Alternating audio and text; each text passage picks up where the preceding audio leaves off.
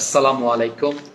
আসলে আমরা একটা জিনিস দেখেছি বা আমরা সবসময় একটা জিনিস উপলব্ধি করেছি যে যেকোনো মানুষ যেকোনো জায়গায় কাজ করতে গিয়ে যখন আমরা সমালোচনার শিকার হই তখন কিন্তু আসলে আমরা ওই কাজটা ছেড়ে দেই। তো আসলে আমি আপনাদেরকে একটা জিনিস বলতে চাই যে পৃথিবীতে একটা জিনিস মনে রাখবেন, অমূল্য জিনিসের কখনো সমালোচনা হয় না, বাট মূল্যহীন জিনিসের সবসময় সমালোচনা হয়। আমরা এমনটা দেশে আছি, আপনি দেখবেন এই দেশে যে আলিমকে আপনি সবচেয়ে বেশি চিনেন ওই আলিমকে নিয়ে সবচেয়ে বেশি সমালোচনা হয়।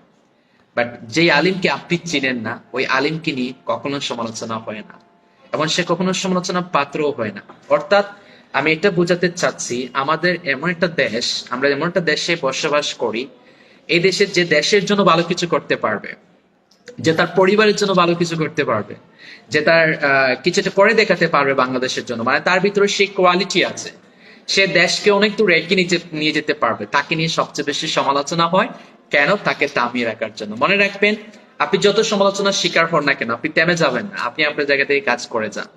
কারণ সমালোচনা হচ্ছে, এটা হচ্ছে একটা সফলতার রাস্তা, এই রাস্তায় হেঁটে আপনাকে সফল হতে হবে। মনে রাখবেন, আজকে বাংলাদেশ, তো এটা বাংলাদেশ আপনাকে মেনে নিতে হবে। কারণ বাংলাদেশে একটা জিনিস দেখবেন, যদি বিশ্বাস না হয় আপনি দেখবেন, যারা মানুষের সমালোচনা করে তারা কখনো ভালো পর্যায়ে থাকে না, ভালো পজিশনে যেতে পারে না। তাদের অবস্থান সবসময় হয় রাস্তাঘাটে, যেমন চায়ের দোকানে। আপনি দেখবেন, বিশ্বাস না হলে দেখবেন, এই বাংলাদেশে যারা ম্যাক্সিমাম মানুষের সমালোচনা করে, সরকারের সমালোচনা করে, দেশের সমালোচনা করে, তারা ম্যাক্সিমাম বসে থাকে চায়ের দোকানে। আর যারা সমালোচনার পাত্র, যাকে নিয়ে সমালোচনা করা হচ্ছে, একটু খুঁজে দেখেন সে বসে আছে কোথায়? 5 স্টার হোটেলে বসে বসে কফি খাচ্ছে।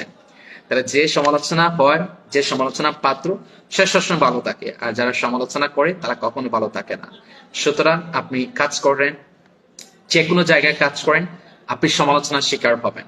এটা মাথায় রেখে আপনি কাজ করেন, তাহলে একটা দিন আপনি অনেক ভালো কিছু করতে পারবেন, একটা দিন আপনি অনেক দূর যেতে পারবেন। আজকে আমাকে দেখেন, বা আমার পজিশনে যারা আছে, বা আমরা প্রতিষ্ঠানে যারা কাজ করি, বা যেখানে আমরা কাজ করি না কেন, আমরা সমালোচনার শিকার হয়েছি। সমালোচনার শিকার না হলে কখনো আমরা এই জায়গায় আসতে পারতাম না। সুতরাং আপনি যেখানেই কাজ করেন, আমি আপনাকে একটাই কথা বলতে চাচ্ছি, আপনি সমালোচনার শিকার হলে আপনি টিকে থাকেন। আজকে হয়তো আপনি মুখ দিয়ে জবাব দেওয়ার দরকার নাই, একটা দিন আপনি আপনার সফলতা দিয়ে তাদের জবাবটা দিবেন। Thank you so much.